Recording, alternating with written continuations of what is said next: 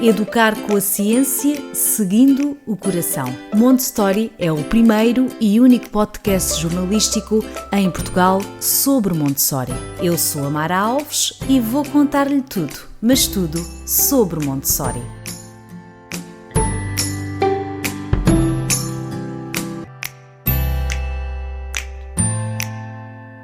Olá a todos, pais, mães, educadores e cuidadores, bem-vindos ao podcast Montessori. Hoje vamos falar sobre crenças sobre a infância que Montessori quebrou.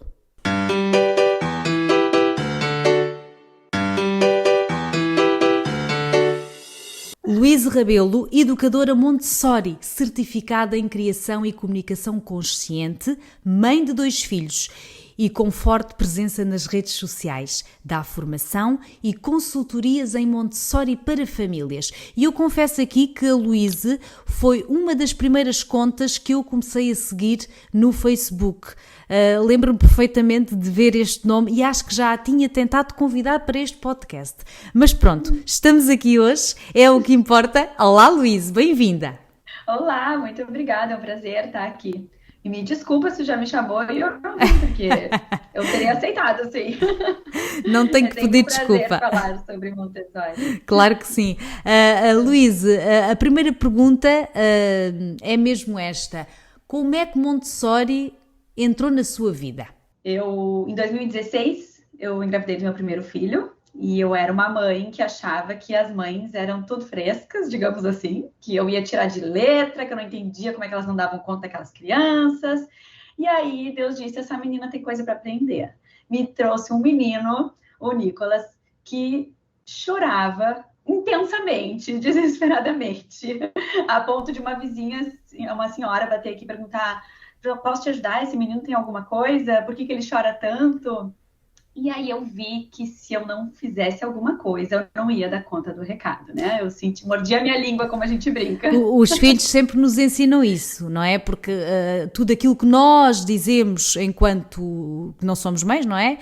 Comigo não vai ser assim, se fosse meu filho. Pronto, essas tantas frases que todas nós certamente dissemos ou pensámos, ou pelo menos conhecemos alguém que disse, depois nasce o filho e ele vem dizer exatamente, não, vais ter que aprender, não é?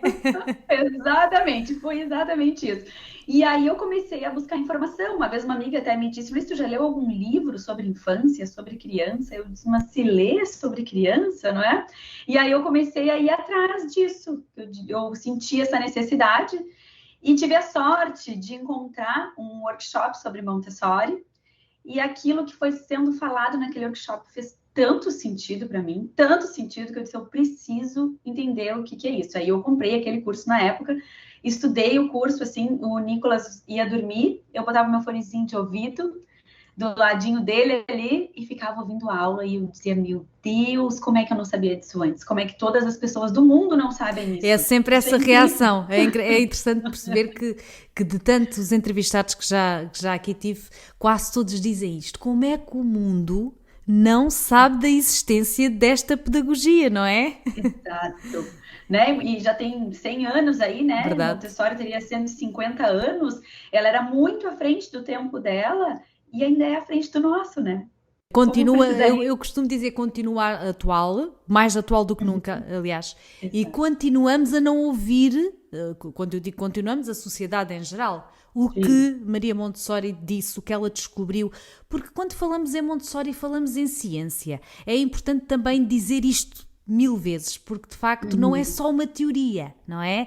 Tudo aquilo que ela descobriu, tudo aquilo que ela nos deixou escrito nos diversos livros que existem, está comprovado cientificamente pelos cientistas de agora. É sempre importante dizer isto. Luísa, estava-me a dizer que eu ouvi aí no fone do seu ouvido esse curso que estava a fazer e que isso lhe fazia todo o sentido e certamente começou logo a praticar então com o seu bebê, não é? Por onde é que começou? Exatamente. Por onde começou? Bom, na verdade, eu lembro que em seguida que eu comecei a estudar e eu fiquei tão encantada, uma amiga me perguntou exatamente isso. Não por onde começou, mas o que mudou tanto em ti? E eu disse para ela, eu não sei porque mudou tudo, eu dizia para ela, eu não sei nem te pontuar. E aí com o tempo eu fiquei com aquela pulga atrás da orelha, eu não posso deixar essa pessoa sem resposta, eu preciso começar a pontuar, né?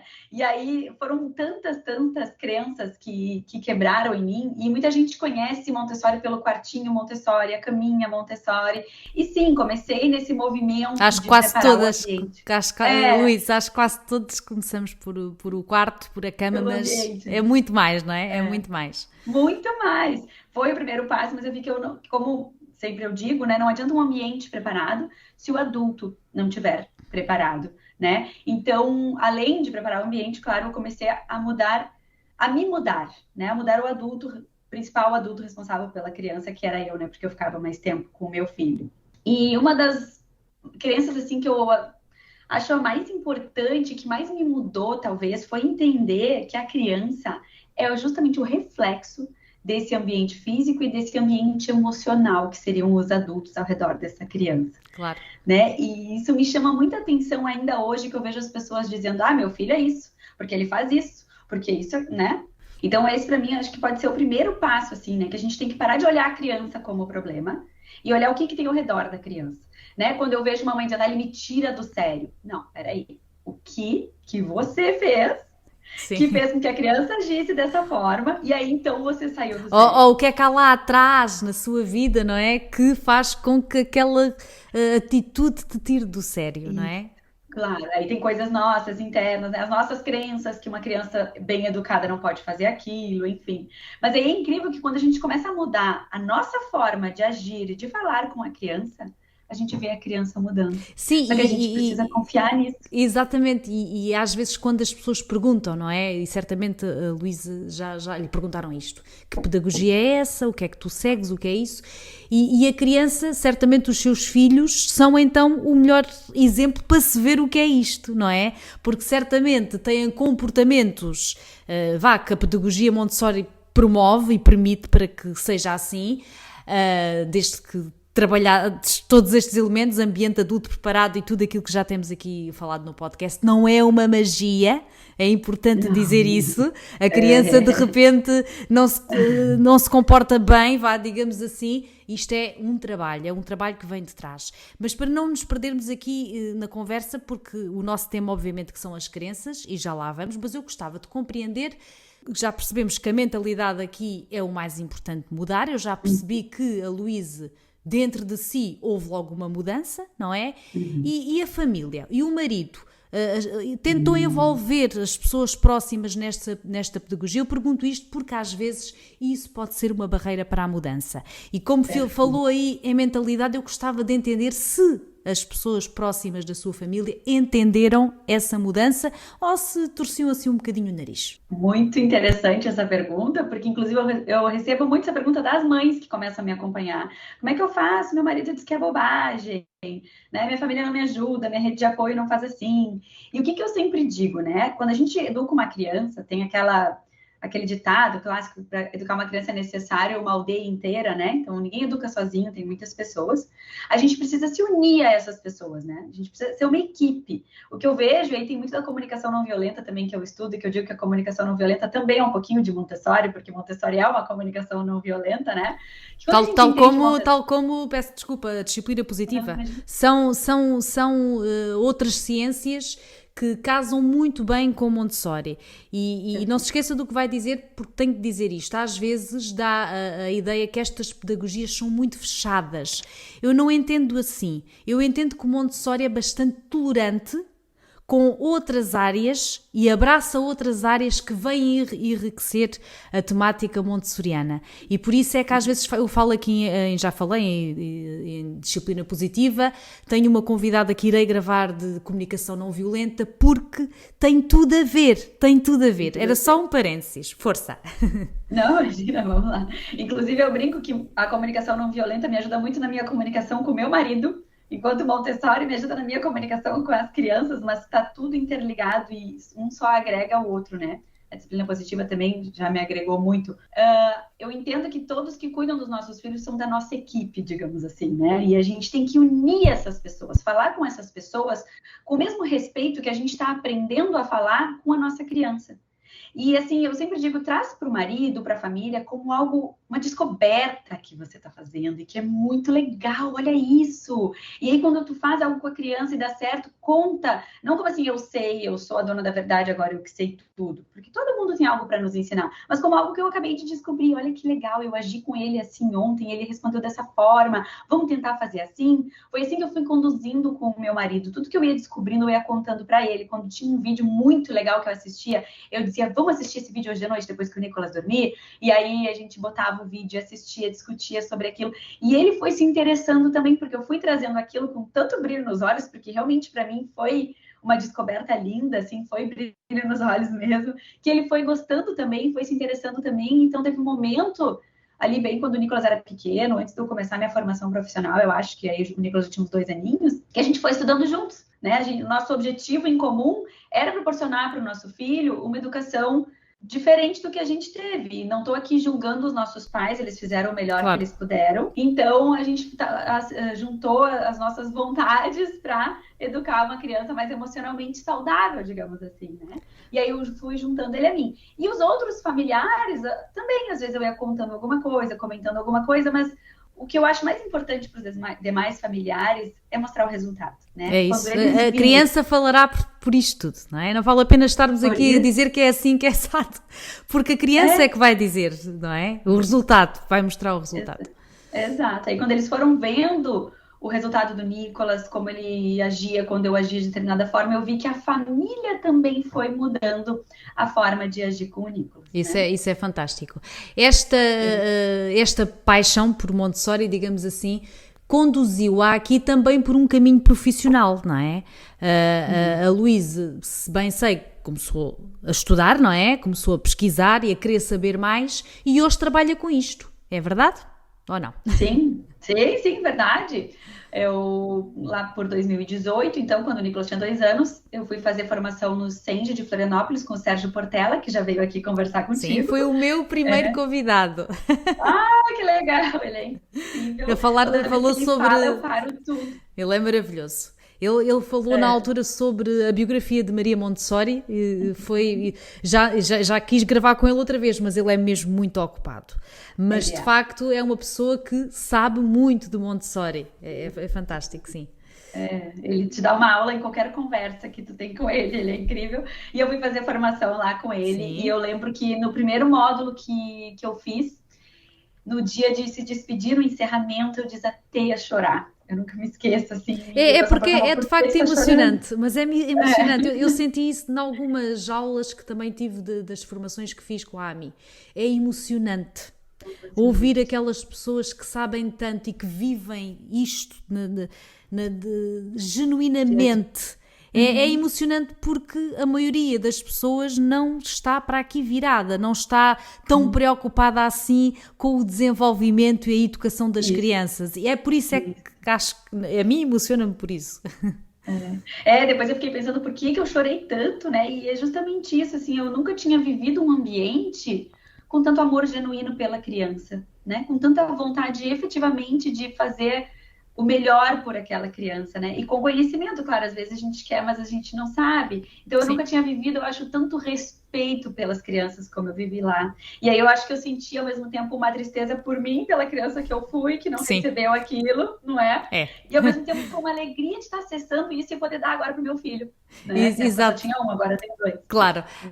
Entretanto, a Luísa, eu acompanho nas redes sociais e sei que teve um bebé depois. Não me recordo o nome dele, mas eu lembro-me perfeitamente dele ser pequenino. Agora já não é tão pequenino. Mas lembro-me de ver fotografias da interação entre irmãos e tudo isso. Chegado a este momento, portanto, desde 2006, estamos em 2006. Desde 2016, agora até 2023, se olharmos assim, no geral, se pensarmos em todas as tais crenças que nós ouvimos, aquelas crenças, não é? Que a criança nos testa, não é? Que a criança nos provoca, enfim, existem tantas que enfim, poderia estar aqui a tarde toda. Mas olhando para isso, com o conhecimento que tem e olhando também para a experiência com os seus filhos, quais foram assim as principais crenças que se quebraram embora a Luíse as veja ainda por aí. Mas para si, pessoalmente, qual foi assim as grandes quebras a nível de crenças?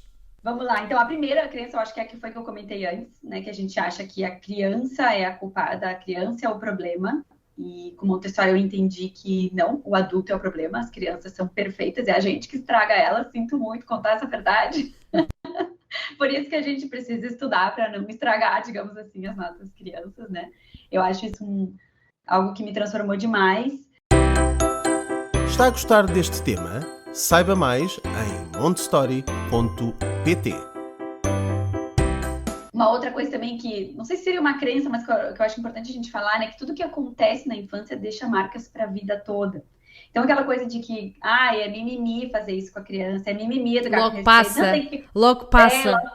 Ela vai esquecer. Passa. Sim. Perfeito. Ela pode até esquecer. Mas fica lá. Sim. Mas fica lá no inconsciente, né? Eu queria até trazer um exemplo aqui, se tu me permitir. Claro. Esses dias eu estava falando com uma pessoa que aos 6 anos ainda fazia xixi na cama. E ela tem traumas de lembrar isso, porque a mãe brigava com ela todos os dias pela manhã.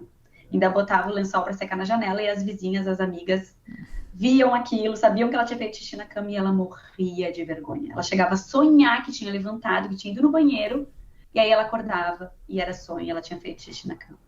Então, e ela tomava bronca todas as manhãs, né? Então, essa menina que lembra disso até hoje, tinha uma ansiedade, um medo de todas as noites, de todos os despertares, né? E aí, na juventude, ali no início da vida adulta, ela desenvolveu uma síndrome do pânico. De onde veio essa síndrome do pânico? Do nada? Não. Veio de uma infância de medo, de ansiedade, né? E muitas das coisas...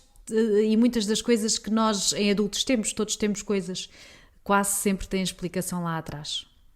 Não é? Quase sempre. É por isso é que temos que pensar muito bem que até aos 6 anos a criança tem mente absorvente, como já foi aqui falado. Imaginem uma esponja que absorve o bem e o mal.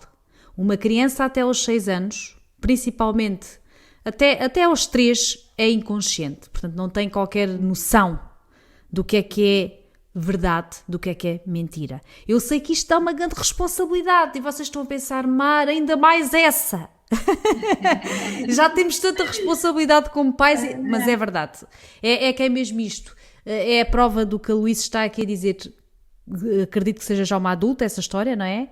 E a pessoa lá atrás, quando tinha 6 anos, fazia xixi na cama, desenvolveu síndrome do pânico e certamente isso vai acompanhá-la para o resto da vida. Por isso, pensem, temos que pensem, todos nós, porque nós somos pais, não é? Educadores, pais, cuidadores, pensem sempre muito bem nas nossas ações, nas nossas atitudes, porque isso marca mesmo a criança. Por mais que nós queiramos que isso não seja verdade, mas é verdade.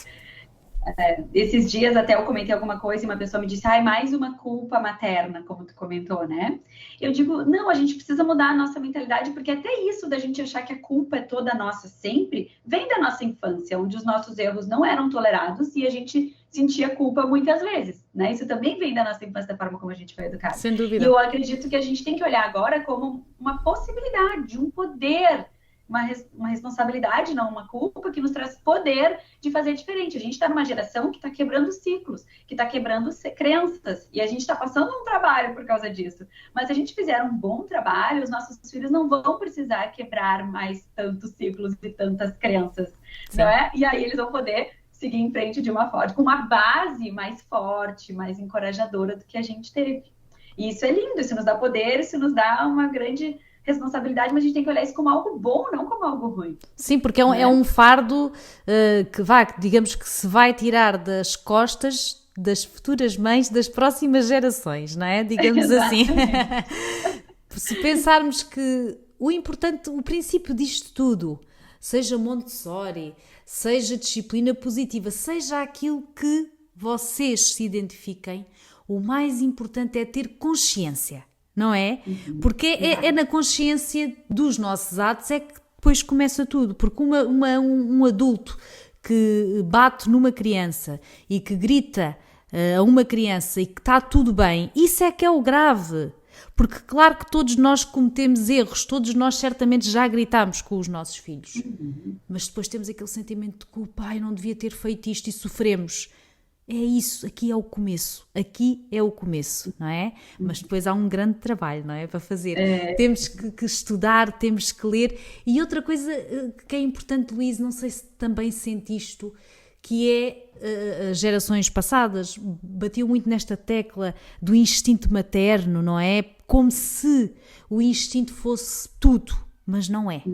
Eu como mãe senti isso logo desde os primeiros meses que o meu filho era bebé. Eu senti logo que o instinto só não chega. Porque o instinto, claro que é muito importante, mas pode nos confundir. Exatamente. O instinto às vezes pode nos confundir justamente com crenças, não é? É que isso a gente mesmo. tem. Será que é o meu instinto ou será que é uma crença que eu trago lá da minha infância? Né? Nós humanos talvez já estejamos muito desconectados do nosso instinto. Sim, né? E sim. cheio de crenças aí que não fazem bem. Então, é melhor a gente estudar para garantir que o nosso instinto está certo. Para além dos seus filhos, obviamente que pratica Montessori em casa com eles e que segue essa pedagogia, o que é que Montessori lhe trouxe à sua vida, a si, Luís?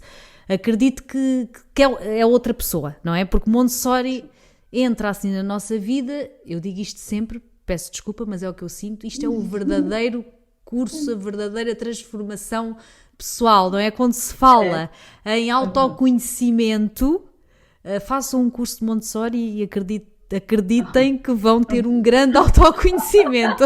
Não sei se tem essa sensação, Luís. Absolutamente. Eu tenho, inclusive, um curso que se chama Montessori em Família, que eu tive um aluno pai uma vez. É muito raro, né? Por isso que eu nunca esqueci dele, porque normalmente são mães. E um dia ele me mandou uma mensagem assim, Luís, eu entrei pro teu curso achando que eu ia entender sobre a minha criança. E eu entendi muito sobre mim. Ele sentiu essa transformação e ele disse aquilo que eu acredito que eu senti, né? A gente vai entendendo a criança e a gente vai entendendo a gente porque a gente já foi criança. Exatamente. E a gente vai entendendo muita coisa. E muitas das atitudes que temos com as crianças dizem muito mais de nós do que deles.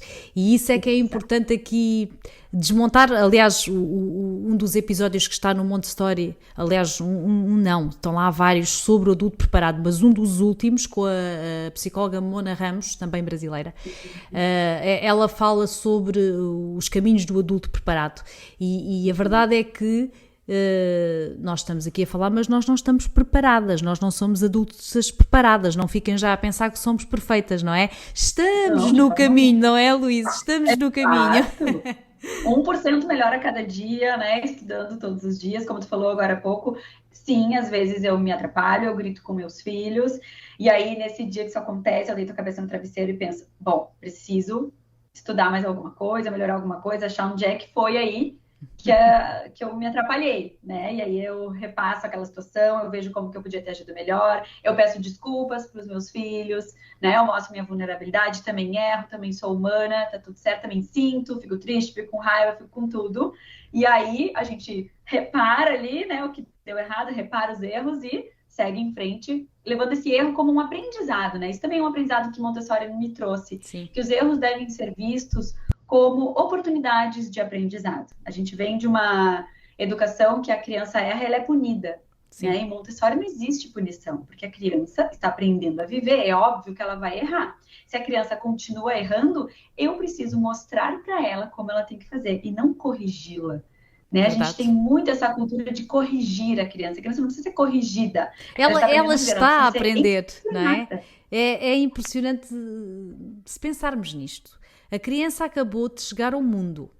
Acabou de chegar. Como é que podemos ser tão exigentes? Pensem lá um bocadinho. Somos muito exigentes. Tenho que calçar bem os sapatos, tenho que comer direita, tenho que fazer tudo bem. E nós adultos fazemos tudo bem? Certamente não. Não é? Mas isso depois já bate aqui noutra questão que também já tenho aqui falado, que é o adultismo, não é? Que é esta coisa de todos nós, no fundo, acharmos que somos mais que as crianças. Aí é que está o verdadeiro, é como se isto fosse aqui um segredo da humanidade, não é? A verdade é que nós fazemos isto, nós repreendemos, nós manipulamos, nós queremos que, assim como eu digo é que é, porque no fundo nós achamos que somos donos das crianças.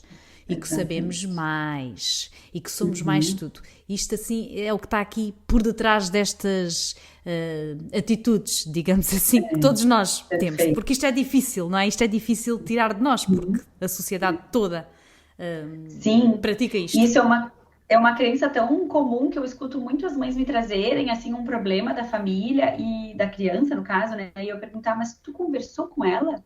Tu perguntou o que ela acha sobre isso? Tu perguntou a opinião dela, o que ela pensa, o que exatamente aconteceu?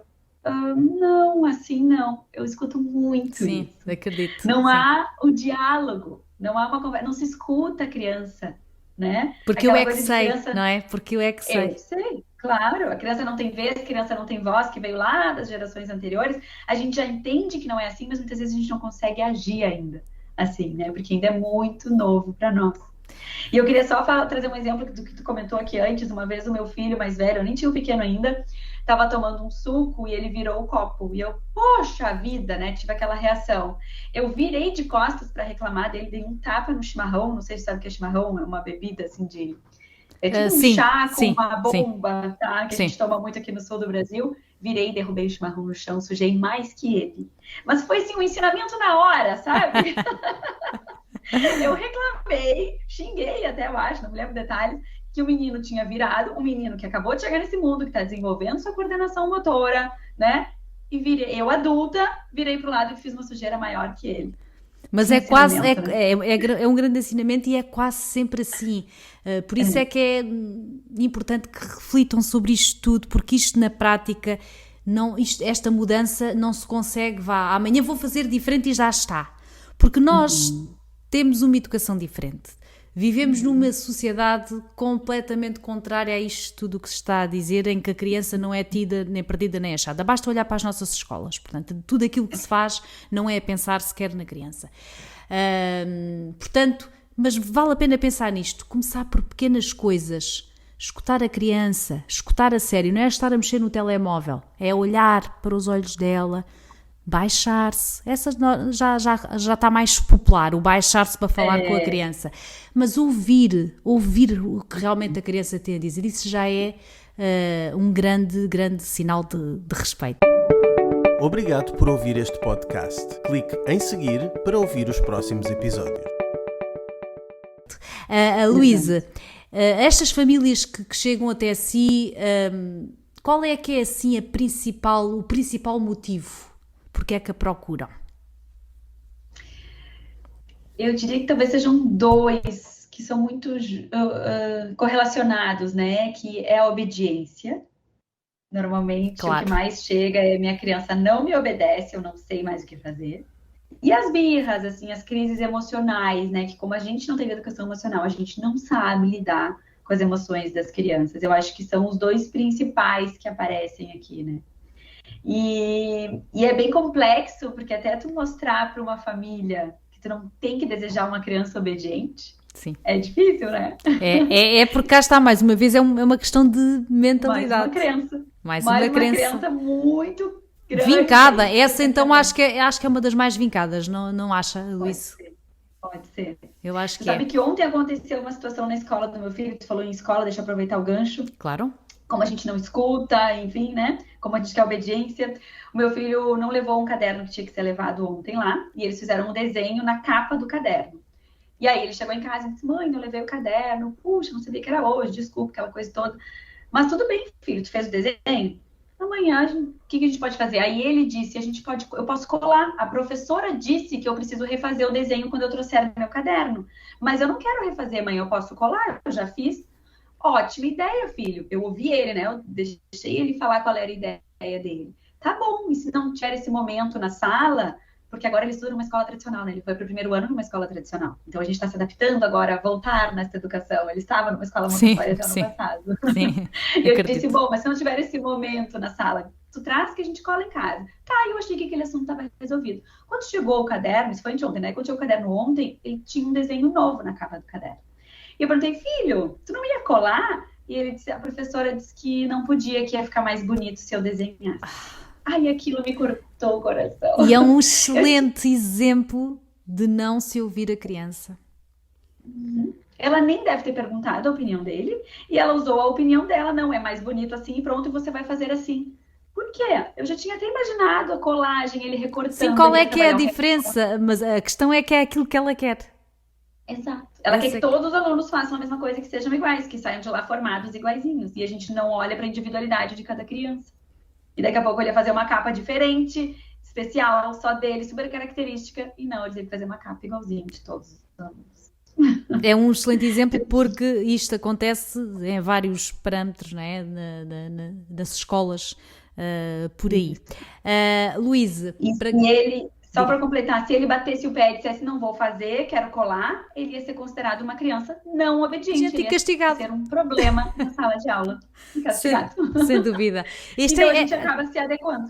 Sim, mas é muito importante esse exemplo, até porque tenho a certeza que quem nos está a ouvir está a pensar, comigo já foi assim, também comigo foi assim, porque de facto, infelizmente, isto acontece em muitas escolas porque, mais uma vez, não se ouve as crianças. Luísa, gostava muito que, para terminarmos, que deixasse aqui um conselho ou uma mensagem para quem está a começar a ouvir falar de Montessori, que não sabe bem por onde é que há de começar. Qual é que é assim, os conselhos para quem está no início do caminho? Bom, para quem está no início do caminho, eu entendo que tem que começar a estudar, né? Com pessoas que realmente conhecem o método, né? Quem te disser que Montessori é a cama baixinha, não conhece o método, tá? Porque é muito além disso, né? Uma cama baixinha com um adulto que vai lá e coloca uma grade ao redor da cama, né? Ou que não deixa a criança subir e descer da cama quando quiser, já não tá fazendo Montessori. Então, a gente precisa estudar, porque Montessori já dizia que para educar é necessário educar-se. Então, como a Mara falou aqui, não é uma mágica, não é um milagre, é um processo, mas é um processo muito lindo e muito gostoso de autoconhecimento, porque quando a gente se torna uma pessoa melhor, a gente consegue educar melhor. E Montessori nos traz essa possibilidade de nos tornarmos pessoas melhores. Isso é lindo, isso é muito realizador, né? Então, eu acho que o primeiro passo para quem quer, não adianta, é achar um curso que fale sobre Montessori, né? Eu tenho um curso, mas se a pessoa não quiser fazer comigo, tem algumas outras pessoas bem confiáveis aí no mercado. Mas o primeiro passo é buscar alguém que conheça o método, que tenha formação, que saiba do que está falando, e fazer um curso, ler um livro, né? Começar. Eu não aconselho começar pelas obras de Maria Montessori, porque ela tem uma linguagem super rebuscada, super profunda. Montessori era muito profunda, e às vezes uma pessoa que não conhece Montessori pode ficar assustado. Pode ficar assustado. Eu aproveito aqui para dizer que lá no meu site, no Montessori, eu ofereço em versão PDF 3 livros da Maria Montessori, mas explico exatamente isso. Mas pronto, quem quiser está lá, é gratuito. De qualquer maneira, quem quiser fazer os cursos pode fazê-lo também com a Luísa, porque a internet permite isto, não é? Portanto, é só entrar em contacto. O Instagram da Luísa é, portanto, @LuísRabelo e pode procurar também no Facebook Luís Rabelo.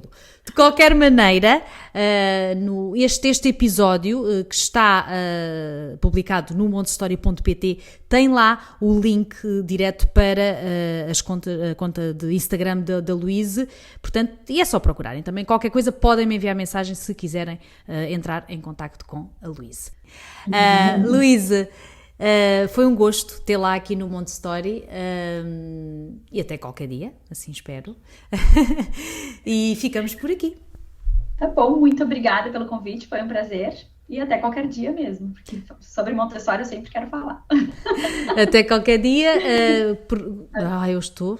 Até qualquer dia, nós marcamos de encontro daqui a um mês. Até lá já sabe, passe nas nossas redes sociais, Montessori, montessori.pt, no YouTube, no Spotify, no Instagram. Estamos aí. Até ao próximo episódio.